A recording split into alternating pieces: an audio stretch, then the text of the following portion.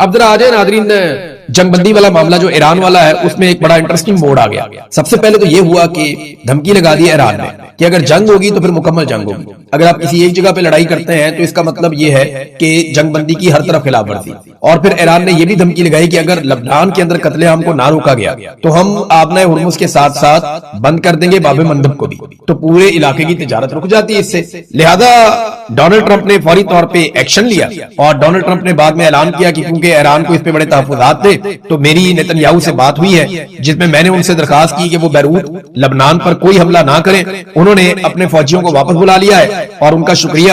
اس طرح اسرائیل ان پر فائرنگ روکنے پر اسرائیل نے اتفاق کر لیا ہے۔ دیکھتے ہیں سلسلہ کب تک چلتا ہے، امید ہے کہ یہ ہمیشہ کے لیے ہوگا۔ تو ڈونلڈ ٹرمپ نے فوری طور پہ جنگ بندی کروا دی، لیکن ایکسیس میڈیا جو ہے اس نے ایک دعویٰ کر دیا۔ انہوں نے دعویٰ کیا کہ ڈونلڈ ٹرمپ نے نیتن یاہو کو ڈانٹا ہے۔ امریکی میڈیا نے کہا کہ آج صبح دونوں رہنماؤں کے درمیان ہونے والی ٹیلی فونک گفتگو کے دوران ٹرمپ نے لبنان میں اسرائیل کی بڑھتی ہوئی فوجی کارروائیوں اور ایران کے ساتھ امن مذاکرات کو نقصان پہنچانے کے خطرے پر اسرائیلی وزیر اعظم بنجمن نیتن یاہو پر شدید غصہ نکالا۔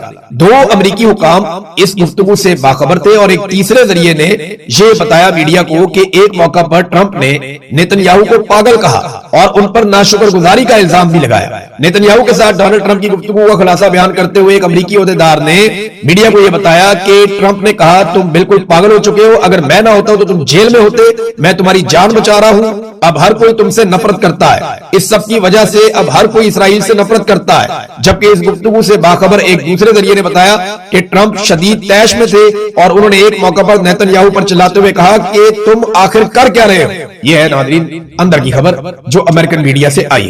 اس کے ساتھ ایک خبر اور بھی ہے، نیتن یاہو نے بعد میں اپنی فیس سیونگ کے لیے یہ کہا کہ جناب اگر ہم پہ حملہ ہوگا تو ہم حملہ واپس کریں گے، اور یہ ہم نے بتا دیا امریکہ کو کہ ہم نے یہ کرنا ہے۔ جبکہ اسرائیلی جو وزراء ہیں وہ اب نیتن یاہو پہ گرم ہو رہے ہیں۔ اسرائیل کے وزیر خزانہ نے نیتن یاہو کو کہا کہ جناب یا تو ہم ہیں یا وہ ہیں، کوئی درمیانی راستہ نہیں ہے، اور فلسطینی ریاست کے تصور کو ہم ختم کر دیں گے، دفن کر دیں گے۔ کوئی فلسطینی ریاست نہیں ہوگی، کوئی حدود نہیں ہوگی، سارا ہمارے قبضے میں رہے گا۔ تو اسرائیلی وزیر برائے نیشنل سیکورٹی اس نے جو کہا، اس نے کہا جی کہ وزیر اعظم صاحب آپ نے کہا تھا کہ ایک مضبوط وزیر اعظم امریکی صدر کو بتاتا ہے جب ممکن ہو ہاں اور جب ضروری ہو تو نہ، یعنی ہم امریکہ کو ہاں بھی کر سکتے ہیں نہ بھی کر سکتے ہیں۔ تو اس نے کہا یہ ہمارا وقت ہے کہ ہم اپنے دوست صدر ٹرمپ کو نہ بولیں، اب وقت ہے وہ کرنے کا جو حزب اللہ پر حملے کرنے کے لیے ضروری اور لازمی ہے۔ ہمارے جنگجو یعنی انہوں نے جنگ بندی کے خلاف ووٹ دیا، انہوں نے کہا جی نہیں، نیتن یاہو کو ڈونلڈ ٹرمپ کو نہ بولنا چاہیے، اور یہی پریشر تھا نیتن یاہو پہ، اور وہی ہوا کہ ڈونلڈ ٹرمپ نے پھر غصہ نکالا نیتن یاہو کے اوپر۔ ایک بڑی عجیب و غریب چیز ہوئی ناظرین اسرائیل میں، یہ میں آپ کو ضرور بتانا چاہوں گا۔ اسرائیل کی پارلیمنٹ کے اندر ایک تقریب ہوئی، اور یہ اپنی نوعیت کی عجیب و غریب قسم کی تقریب تھی، اور یہ زیادہ تر عیسائی وفود بلائے گئے، مختلف ممالک سے ان لوگوں کا تعلق تھا، اور ان لوگوں کو کہا گیا کہ آپ یہاں پہ آگے کھڑے ہو کر اپنے اپنے دل کی بات کریں۔ یہ لوگ آتے تھے، آنکھیں بند کرتے تھے اور پھر اللہ سے معافی مانگتے تھے، یہی اپنے مذہب کے مطابق وہ سارا کرتے تھے۔ میں آپ کو چند لوگوں کی بات، ایک جرمن شہری ہے، وہ آیا، اس نے رونا شروع کر دیا، اس نے کہا اے مالک مہربانی فرما ہمیں ان تمام کاموں کے لیے معاف کر دے جو ہم نے کیے اور جن سے اسرائیل کی حمایت نہیں ہوئی۔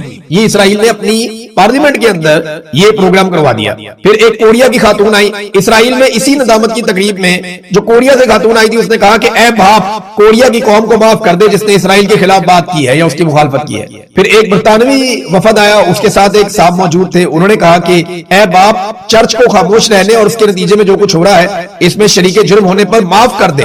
کیا تو حکومت اور چرچ دونوں میں ہمارے رہنماؤں کے دلوں کو ہماری قوم کے لوگوں کے ساتھ دوبارہ اپنی اور اپنے کلام کی تعظیم کی طرف موڑ دے گا تاکہ ایک قوم کے طور پر ہم ایک بار پھر اسرائیل اور یہودی لوگوں کے ساتھ حمایت میں کھڑے ہو سکے اور ان کے دوست بن سکے۔ تو یہ ایک عجیب و غریب قسم کی ایک تقریب تھی۔ میں حیران ہو رہا تھا کہ وار کی طرف جاتے ہیں، کبھی اس طرف جاتے ہیں۔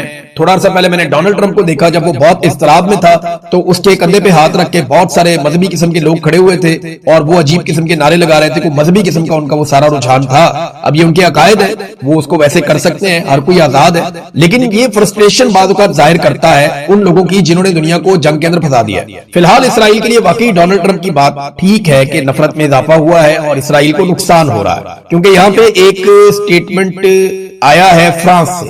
فرانس نے اسرائیل پر ایک پابندی لگا دی ہے۔ پیرس میں منعقد ہو رہا ہے ایک دفاعی نوعیت کا شو، اور یہ بہت بڑی نمائش ہوتی ہے جو پیرس میں ہوتی ہے۔ وہاں پہ انہوں نے 15 سے 18 جون کو ہونے والے پروگرام میں اسرائیل کی سرکاری شرکت پر پابندی لگا دی ہے۔ اسرائیلی حکومت اور وزارت دفاع کے نمائندوں کو اس نمائش میں شرکت کرنے یا اپنا قومی پویلین لگانے کی اجازت نہیں ہوگی۔ یعنی ممالک آتے ہیں نا، پاکستانی بھی جاتے ہیں، باقی دنیا کے ممالک بھی جاتے ہیں، اپنے اپنے دفاعی ہتھیار لے کر جاتے ہیں، وہاں پیرس کے اندر شو کے اندر وہ دکھاتے ہیں کہ ہمارے کون سے ہتھیار ہیں، کیسے ہتھیار ہیں۔ تو اسرائیل کو اب اس بات کی اجازت نہیں دی جا رہی، فرانس نے اسرائیل پر پابندی لگا دی۔ اب ایک طرف غزہ جو ہے اس کے اوپر مکمل کنٹرول اسرائیل اپنا پکا کر رہا ہے، لیکن بورڈ آف پیس میں بیٹھے ہوئے لوگ ابھی تک خاموش ہیں، وزراء بھی کمپین نہیں کر سکتے، اور پھر پاکستان تحریک انصاف کے اوپر ایلیگیشنز لگا کر ان کے لوگوں کو گلگت بلتستان سے صوبہ بدر کر دیا جاتا ہے، ان کے لوگوں کو گرفتار کیا جاتا ہے، پاکستان تحریک انصاف کے امیدواروں کو نظر بند کیا جاتا ہے، زیادہ تر امیدواروں کو کمپین نہیں کرنے دی جاتی، جبکہ دوسری جانب پاکستان پیپلز پارٹی اور پی ایم ایل این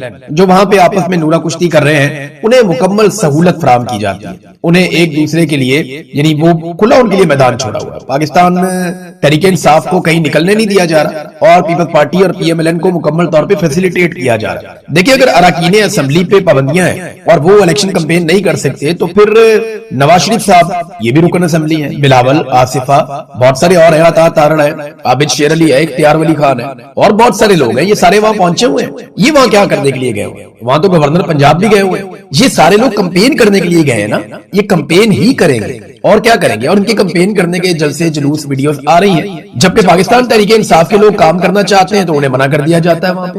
یہ الیکشن پاکستان کی ملٹری اسٹیبلشمنٹ مینوپولیٹ کر رہی ہے، اور کتنے عرصے کے بعد کر رہی ہے، یعنی عمران خان کو نکالے ہوئے انہیں 4 سال سے زائد ہو گئے، یہ ابھی تک عمران خان کی متھ نہیں توڑ سکے، عمران خان کو جیل میں ڈالے ہوئے انہیں 3 سال ہو گئے، یہ ابھی تک عمران خان صاحب کی مقبولیت کو نہیں کھا سکے، ان کو اپنی حکومت بنائے ہوئے 2 سال سے زائد ہو گئے، جو نئی حکومت بنائی ہے 4 سال سے تو ویسے یہ حکومت میں ہی ہے، یہ ابھی تک عمران خان کا مقابلہ کرنے کے قابل نہیں ہوئے۔ عاصم منیر صاحب آئے، انہوں نے اپنا ٹینیور مکمل کر دیا، ایک اور ایکسٹینشن لے لی، لیکن آج بھی وہ اور ان کا پورا بنایا ہوا نظام عمران خان کا قیدی نمبر 804 کا مقابلہ نہیں کر پا رہا۔ دیکھیں ڈونلڈ لو نے جو سائفر لکھا تھا اس کے اوپر پاکستان تحریک انصاف کو بات کرنی چاہیے تھی، لیکن وہ خاموش رہے، انہوں نے اس کے اوپر زیادہ بات نہیں کی۔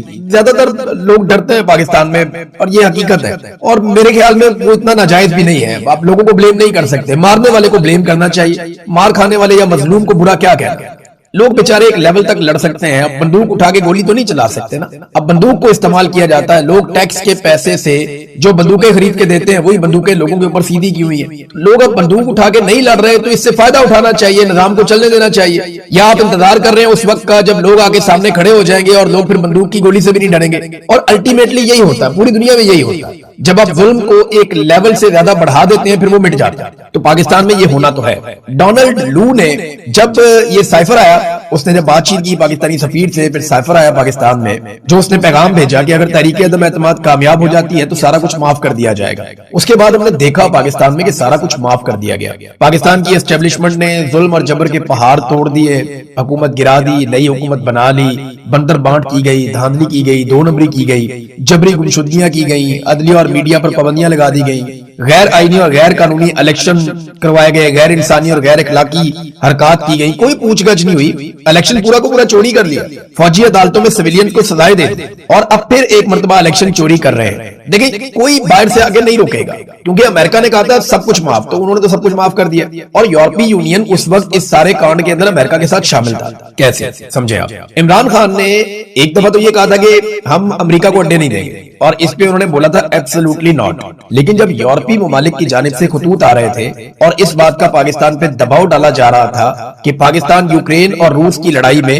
یوکرین کے ساتھ کھڑا ہو جائے، تب عمران خان صاحب نے کہا نہیں، ہم نیوٹرل رہنا پسند کریں گے، ہم روس کے یا یوکرین کے دونوں میں سے کسی کے خلاف نہیں جا رہے۔ انڈیا نے بھی یہی کیا، کئی عرب ممالک نے بھی یہی کیا، لیکن پاکستان کا کیونکہ ایک ٹریک ریکارڈ ہے کہ ہم ایک کرائے کی بندوق کے طور پہ استعمال ہوتے رہے ہیں، لہذا یورپی یونین برا مان گیا، اور عمران خان نے ان کو جواب دیا تھا ہم کوئی غلام ہیں، ایک طرف ایبسولوٹلی ناٹ تھا نا، تو دوسری طرف تھا کیا ہم کوئی غلام ہیں۔ یہ یورپی یونین کو جواب اچھا نہیں لگا۔ اس کے بعد اب آپ دیکھیں کہ یورپی یونین نے جو کچھ مرضی ہو جائے پاکستان میں کسی قسم کا ایکشن نہیں لیا، اور یہ بات پاکستان کو یاد رکھنی چاہیے، ہر پاکستانی کو یاد رکھنی چاہیے کہ یورپی یونین جو چھوٹی چھوٹی باتوں پہ ایکشن لیتے ہیں، پوائنٹ آؤٹ کرتے ہیں، وہ پاکستان کے سنگین ترین جرائم کے اوپر بھی ملٹری اسٹیبلشمنٹ کے خلاف یا ناجائز بنائی گئی حکومت کے خلاف وہ نہیں بولے، بلکہ انہوں نے رپورٹیں دبائی، اور جو رپورٹیں انہوں نے باقاعدہ خود لکھی، انہوں نے بنائی، وہ رپورٹیں بھی منظر عام پہ نہیں آئی۔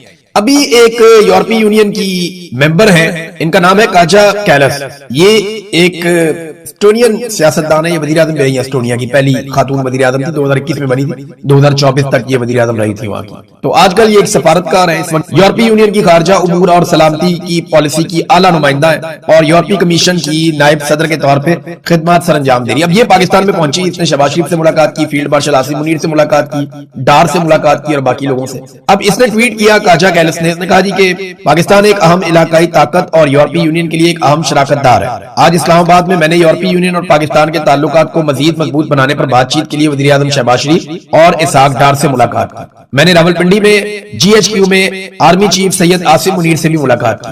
میں نے امریکہ اور ایران کے درمیان مذاکرات میں سہولت کاری کے حوالے سے پاکستان کے کلیدی کردار کی تعریف کی. دیکھیں جو پاکستان نے رول پلے کیا وہ پاکستان نے پلے کیا. پاکستان کا کوئی بھی آرمی چیف ہوتا وہ یہ کر سکتا تھا اور اس کے اوپر پاکستان کی تعریف بنتی ہے اور سب کو کھلے دل کے ساتھ کرنی چاہیے. یہ پاکستان کی حیثیت ہے، یہ پاکستان کی قابلیت اور صلاحیت ہے کہ پاکستان یہاں پہ یہ رول پلے کر سکتا تھا اور پاکستان نے یہ رول پلے کیا جس پہ ہر پاکستانی کو فخر ہونا چاہیے. لیکن جو ظلم پاکستان کے اندر ہو رہا ہے اس پہ ہر پاکستانی کو آواز بھی اٹھانی چاہیے. تو یورپی یونین کی یہ جو نمائندہ ہے انہوں نے کہا جی کہ ایک بڑی منڈی ہے، پاکستان کی سب سے بڑی برآمدی منڈی یورپی یونین ہے. پاکستان یورپی یونین کی GSP پلس سٹیٹس کا جو معاملہ ہے اس سے فائدہ اٹھاتا ہے اور اس کے اوپر انہوں نے کہا جی کہ ایک سب سے بڑا پاکستان اس حوالے سے ایک ملکوں میں سے ایک ہے. اب آپ یہ دیکھیں کہ یہ وہ خاتون نمائندہ یورپی یونین سے آئی ہے اور یہ سارے لوگ عمران خان کے معاملے پہ، یہ سارے لوگ انسانی حقوق کے معاملے پہ، عدلیہ کے اندر ہونے والی 2 نمبریوں کے معاملے پہ، یہ تمام لوگ ملٹری کورٹس کے اندر سویلین کو سزائیں دینے کے معاملے کے اوپر بھی چپ ہے.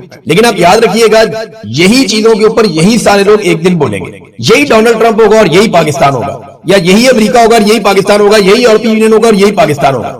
جس دن ان کے مفاد کے خلاف کوئی آدمی آئے گا تو یہ پاکستان کی چھوٹی چھوٹی بات پر بھی نکتہ چینی کریں گے اور یہی ایک خارجہ پالیسی کا خاصہ ہے. لوگ اپنا مفاد دیکھتے ہیں. عمران خان ان کے مفاد میں نہیں آ رہا تھا، یہ عمران خان کو کٹ پتلی کی طرح استعمال کرنا چاہتے تھے، وہ استعمال ہونے سے اس نے انکار کیا اور نتائج آپ کے سامنے ہیں. لیکن دیکھیں اگر پاکستان کی ملٹری اسٹیبلشمنٹ یا اس وقت کے جرنیل استعمال نہ ہوتے ریجیم چینج آپریشن کے لیے تو پھر عمران خان صاحب کی حکومت تو نہ جاتی نا، ان کی حکومت برقرار رہتی. لیکن جرنیلوں نے جیسے ہمیشہ خدمات سر انجام دی امریکہ کے کہنے پر اور پینٹاگون کے کہنے کے اوپر، انہوں نے ہمیشہ وہ کیا جو انہیں کہا گیا، تو انہوں نے کوئی اپنا ٹریک ریکارڈ تبدیل نہیں کیا. ابھی بھی انہیں کوئی حکم آتا ہے وہ فوری طور پہ اس کو بجا لاتے ہیں. اب ناظرین جو ناراض ارکان ہیں انہوں نے بیرسٹر گور کو خط لکھا ہے. پاکستان تحریک انصاف کیا وہ پتہ ہے خیبر پختونخوا میں آج کل ناراضگیاں چل رہی ہیں. سہیل آفریدی نے اراکین اسمبلی سے ملاقات کی تو کوئی کہتا ہے 52 آئے، کوئی کہتا ہے 72 آئے، لیکن ان بٹوین ہے نا، پھر بھی 20 سے 40 لوگ کم تھے. حکومت کہتی ہے 20 کم تھے، میڈیا کہتا ہے 40 کم تھے.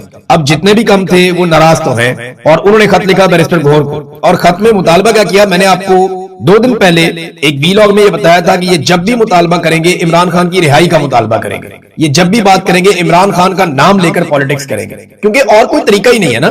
اور یہ موقع سہیل آفریدی نے خود دیا. دیکھیں سہیل آفریدی کی اپنی غلطیاں ان کے سامنے آ رہی ہیں، ان کی اپنی کمزوری ان کے سامنے آ رہی ہے. اگر وہ ہمت دکھاتے اور طاقت کے ساتھ نوجوانوں کو اکٹھا کر کے کھڑے ہو جاتے اور ڈٹ جاتے اسٹیبلشمنٹ اور ان کے ہرکاروں کے خلاف، تو آج سہیل آفریدی کی صورتحال کچھ اور ہوتی. یہ وزارت اعلیٰ تو ابھی رہے گی، کبھی نہیں رہے گی، لیکن سیاست ساری زندگی رہے گی. تو سہیل آفریدی اپنا نام لکھوا سکتے تھے بڑے سیاستدانوں کے اندر اور اپنا قد بہت اونچا کر سکتے تھے، ان کے پاس ابھی بھی موقع ہے. لیکن انہوں نے میرے خیال میں بند کمروں کو زیادہ شاید پسند کیا، انڈور احتجاج کر لیا، تھوڑا کمروں کے اندر میٹنگز کر لی، کوئی ادھر میٹنگ کر لی، کوئی ادھر میٹنگ کر لی. تو وہ اس چکر کے اندر وہ رہے نہیں جو وہ بن سکتے تھے یا جو عمران خان نے ان سے ایکسپیکٹ کیا تھا وہ سارا کچھ وہ کر نہیں پائے. اب اس میں جو ناراض ارکان اسمبلی انہوں نے کہا عمران خان کی رہائی کے لیے تحریک چلائی جائے اور انہوں نے لیٹر لکھا بیرسٹر گور کو عمران خان کی رہائی کے لیے مؤثر تحریک چلائی جائے، قید پارٹی ورکرز کی رہائی کے لیے قانونی جنگ لڑی جائے. اب ان لوگوں نے جناب خط لکھ دیا.